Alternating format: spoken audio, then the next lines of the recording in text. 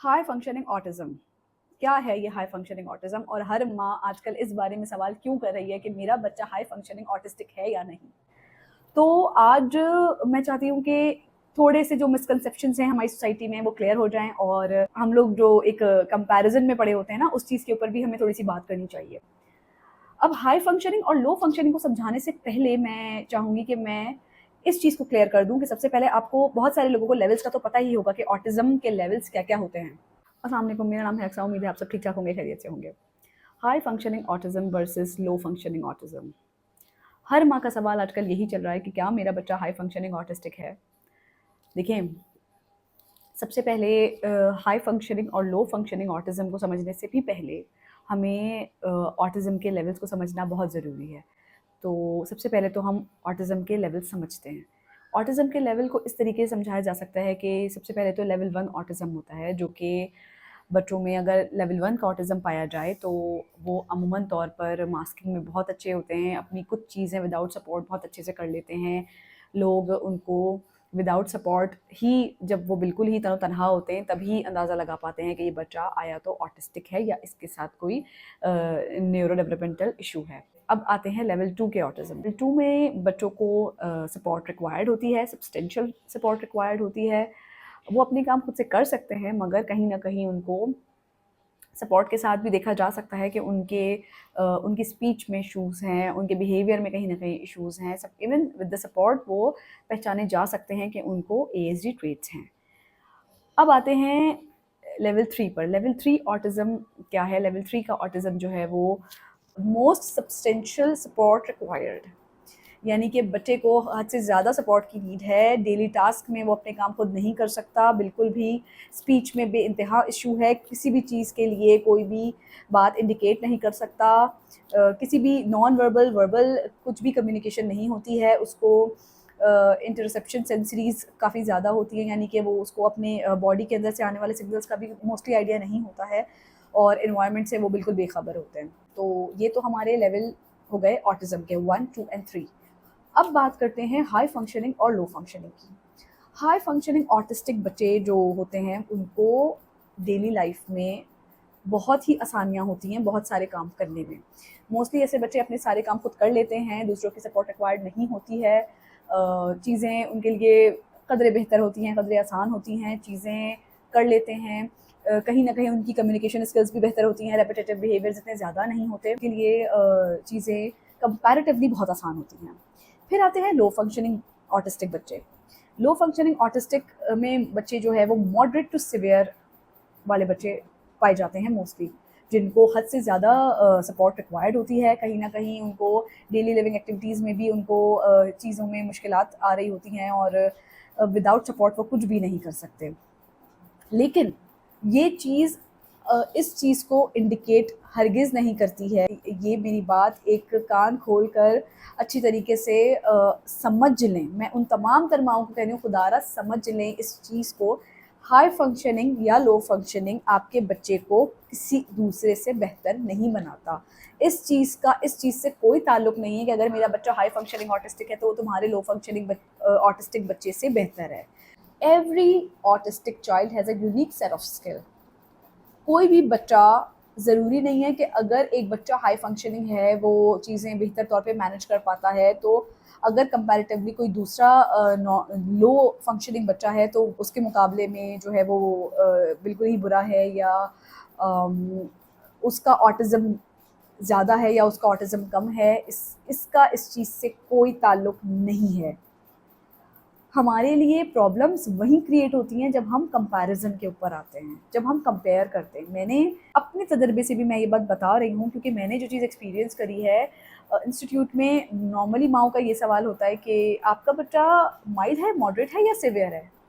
अरे भई, बच्चा माइल्ड हो या मॉडरेट हो या सीवियर हो, बच्चा कितना फंक्शनल है, उसकी स्पीच कितनी ज़्यादा है, हमें इस चीज़ के ऊपर फोकस करना चाहिए। बच्चा पहले से कितना बेहतर है, हमें इस चीज़ के ऊपर ज़्यादा वर्क करना चाहिए, ना कि आप मेरे बच्चे से और मैं आपके बच्चे से कंपैरिजन में लग जाएं।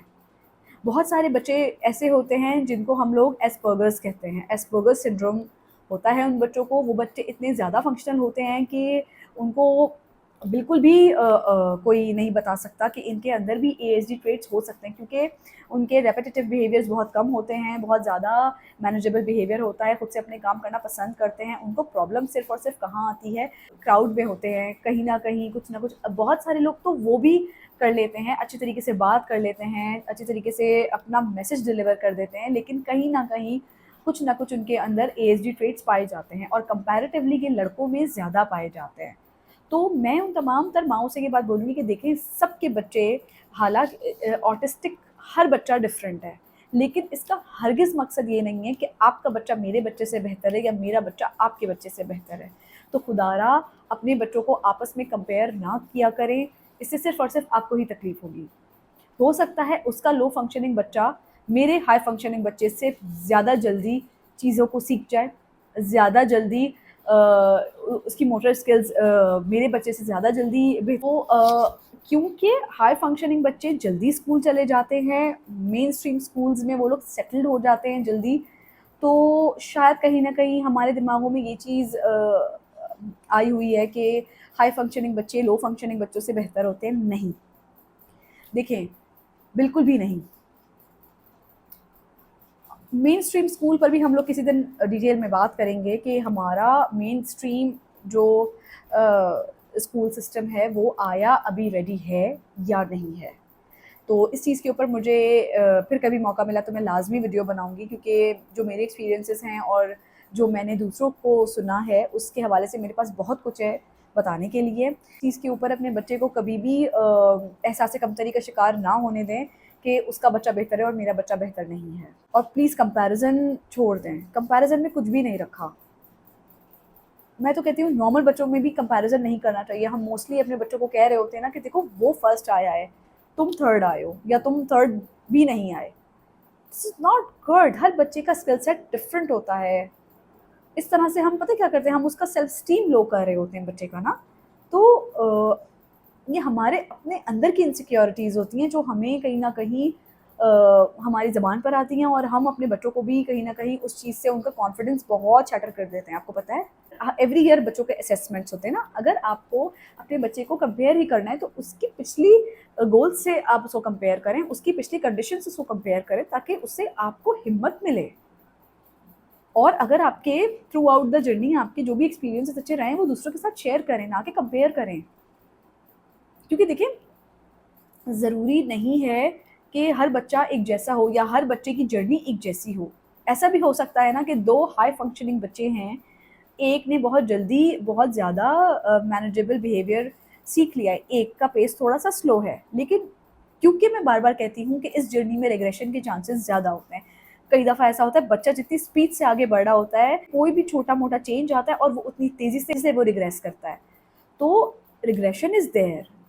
तो कई दफ़ा ऐसा होता है जो स्लो लर्नर होता है या जो स्लो बच्चा सीख रहा होता है वो बहुत आगे निकल जाता है, क्योंकि उसमें रिग्रेशन नहीं आता। तो हमें इस चीज़ के ऊपर एक दूसरे को एहसास कमतरी में मुब्तला करने की ज़रूरत बिल्कुल भी नहीं है। आई होप आपको मेरी बात समझ में आई होगी। और हाँ, मुझे लगता है मैंने बहुत सारी माँओं के उन सवालों का जवाब दे दिया है जो कि कहीं न कहीं परेशान हैं और चाहती हैं कि हमारा बच्चा भी हाई फंक्शनिंग हो जाए। जी, ये सब कुछ अल्लाह की तरफ से है। अगर एक बच्चा हाई फंक्शनिंग है, तो ज़रूरी नहीं है कि उसकी माँ का सफ़र आसान है या उस बच्चे का सफ़र आसान है। कई दफ़ा अल्लाह ताला ने सबका सफ़र डिफरेंट रखा है, सबके टास्क डिफरेंट रखे हैं, सबकी मुश्किलात डिफरेंट हैं, सबके की आज़माइशें डिफरेंट हैं। तो अल्लाह ताला से दुआ करनी चाहिए कि अल्लाह ताला हमारा और उन तमाम तर लोगों का सफ़र आसान करे जो कि कहीं न कहीं इस आज़माइश से गुज़र रहे हैं। और आज के लिए इतना ही। उम्मीद है आपको मेरी बात समझ में आई होगी और मेरी बात से कहीं न कहीं हेल्प मिली होगी। अपना बहुत सारा ख़्याल रखिएगा। अगर आपको मेरी वीडियोस अच्छी लगती हैं तो please like, subscribe and comment. आपको इस टॉपिक से रिलेटेड कोई भी क्वेश्चन हो तो आप मुझसे पूछ सकते हैं। मिलते हैं अगली वीडियो में। अपना बहुत सारा ख्याल रखिएगा। अस्सलाम वालेकुम।